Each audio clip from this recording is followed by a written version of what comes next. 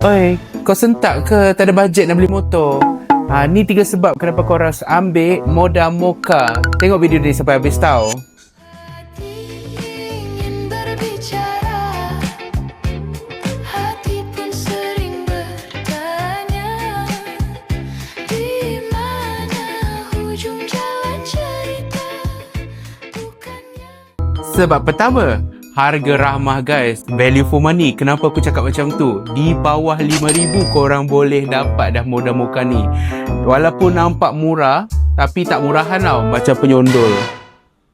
Sebab kedua adalah kerana saiz compact dan senang dibawa. Kenapa? Pasal dengan hanya berat 89 kg, dia senang dikawal tau. Para-para ibu yang bawa anak, rider, semua nak jalan ke kiri ke kanan kan, dalam masa sesak, boleh je pakai motor ni. Kan? Dan sebab ketiga adalah practical dan package kelengkapan kepada Moda Mocha. Kenapa saya cakap macam tu? Kalau korang tengok dekat storan dia ada storan kecil tau untuk korang letak. Tapi kalau letak helmet memang tak muat lah. Barang-barang lain yes muat. Okay? Dia juga didatangkan dengan cangkuk bag. Jadi kalau korang nak add on barang untuk letak ikan ke apa semua kan, boleh letak kat belakang ni. And datang juga dengan lampu LED depan belakang. Okay?